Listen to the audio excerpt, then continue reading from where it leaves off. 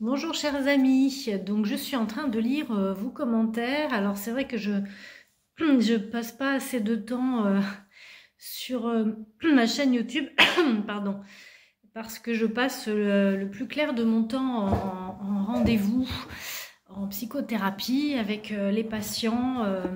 Voilà, je hiérarchise un petit peu et c'est vrai que je suis plutôt mauvaise pour faire ma promotion, ma publicité, tout le côté marketing, etc. hein. C'est vraiment des conséquences, des compétences spécifiques, pardon. Et là, je me dis, tiens, voyons voir. Et je propose de faire une petite vidéo en fonction des questions que vous posez, qui sont très pertinentes et qui peuvent aider d'autres personnes. Donc, par exemple, j'ai Paul qui me dit, merci pour votre vidéo.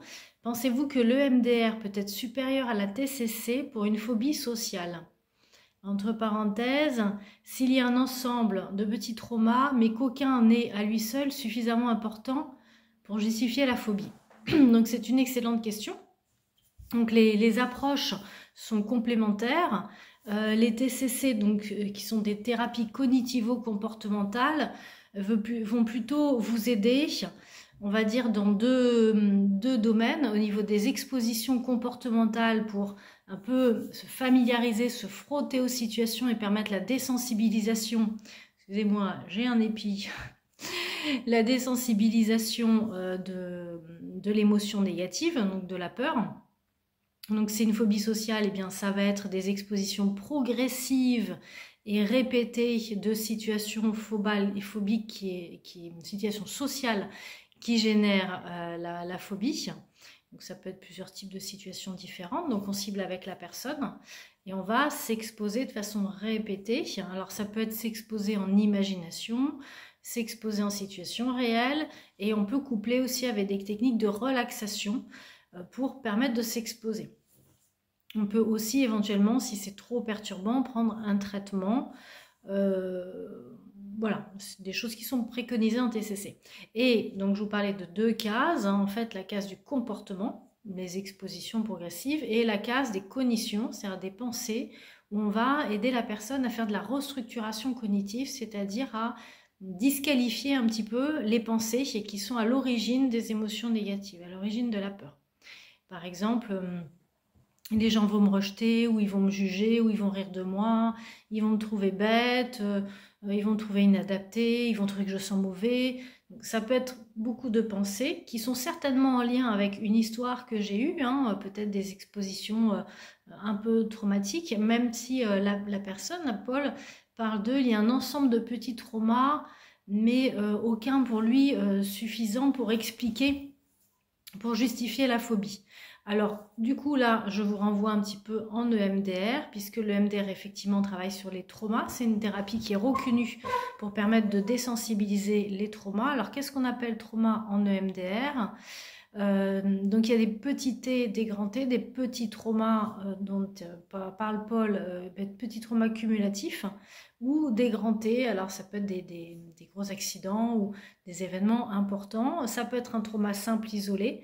Ce que l'on constate la majorité du temps en thérapie, ce sont plutôt des petits T cumulatifs. Et souvent, il y a des histoires aussi dans l'origine de la personne, en lien notamment avec les besoins fondamentaux non satisfaits. Par exemple, le besoin d'être rassuré, d'être aimé inconditionnellement, ou alors une insécurité, des besoins qui n'ont pas été comblés, ou alors des choses qui sont venues en plus, comme peut-être des abus ou des violences, ou des moqueries ou des humiliations.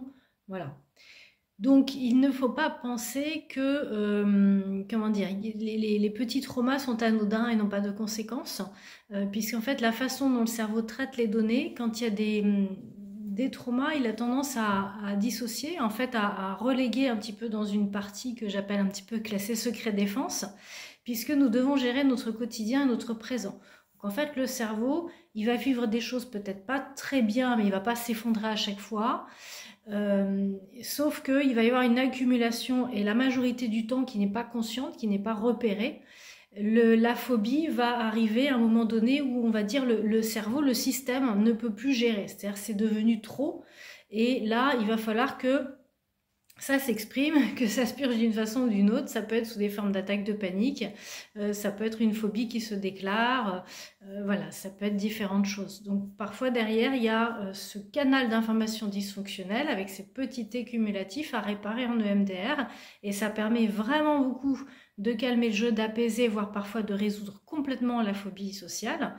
Mais vous pouvez aussi, après avoir désensibilisé les traumas qui sont à l'origine de ça, ou que vous repérez en lien, après avoir fait un plan de ciblage, hein, on ne fait pas de l'EMDR comme ça à la cow-boy. Donc une fois qu'on a tout désensibilisé, de toute façon, on peut vous équiper avec des outils TCC qui, moi je dis un petit peu la kiné du cerveau, une hygiène de vie pour vous apprendre à ne pas retomber dans le piège, en fait, à ne pas éviter les situations stressantes ou angoissantes de façon à vous y frotter, vous y familiariser et donc permettre une désensibilisation régulière. Et puis, c'est pas du luxe non plus d'apprendre à restructurer ses pensées et à changer d'angle de vue, à déplacer sa perception des choses de façon à diminuer les émotions autogénérées négatives. Voilà, merci beaucoup à Paul pour votre question qui est très pertinente et qui, je pense, va sans doute aider d'autres personnes aussi. À très bientôt, bonne journée à vous.